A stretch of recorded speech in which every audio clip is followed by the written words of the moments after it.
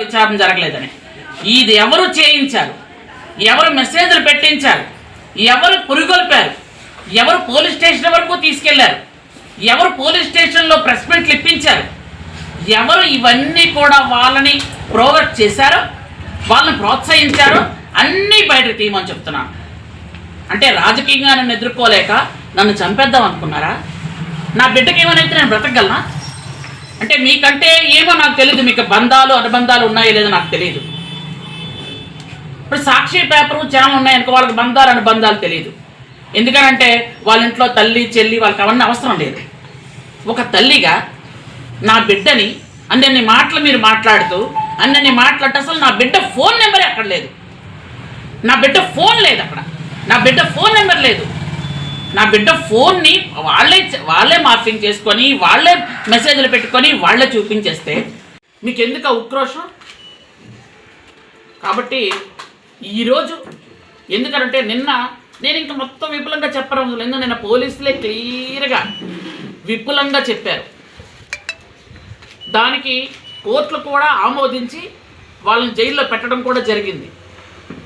కానీ వాళ్ళకి శిక్ష పడిందా, జైల్లోకి వెళ్ళారా కాదు.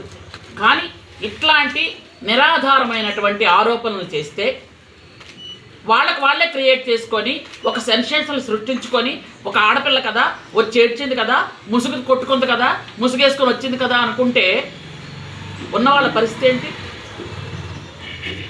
ఈరోజు నా బిడ్డకి ఆ మనోధైర్యం ఉంది కాబట్టి, నేను నా బిడ్డను నమ్ముతున్నాను కాబట్టి, నా కార్యకర్తలు, నా లీడర్లు, నా చుట్టాలు, నా బంధువులు అందరూ కూడా నా బిడ్డను నమ్మారు కాబట్టి, అందరూ ధైర్యం ఇచ్చారు కాబట్టి నా బిడ్డ నిలబడగలిగాడు. అదే ఇంకొక ఇంట్లో పొరపాటున ఇలాంటివి జరిగితే, ఒకవేళ ఆ తల్లిదండ్రులు ఆ కుర్రాడిని గట్టిగా అడిగితే, ఆ పిల్లడు ఒక పొరపాటుని చనిపోతే పరిస్థితి ఏంటి? అంటే ఒక మనిషిని మర్డర్ చేయాలనే కదా మీరు అనుకుంటున్నారు, ఒక మనిషిని చంపేయాలనే కదా అనుకుంటున్నారు. మీ వేషాలు, మీ వెకిలి పనులన్నెన్నో చిన్నపిల్లల మీద చూపిస్తారా? ఇంత దారుణమా? అంటే మనుషులు బ్రతకడం, మనుషులు ఎదుగుదల ఉండటం మీరు ఓర్చుకోలేరన్నమాట.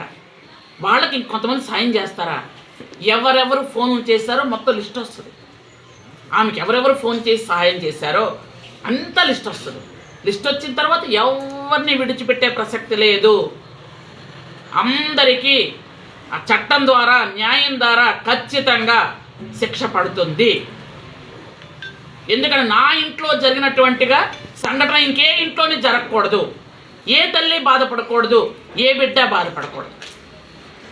ఆధారాలు ఉంటే, నిజంగా జరిగితేనే ఎవరైనా వెళ్ళి పోలీస్ స్టేషన్ కంప్లైంట్ ఇవ్వాలి. లేకపోతే వాళ్ళ గొప్పల కోసం వాళ్ళకు డబ్బులు కావాలనో, లేకపోతే వాళ్ళకి ఏదో కావాలనో ఇచ్చి చేస్తే తస్మాత్ జాగ్రత్త.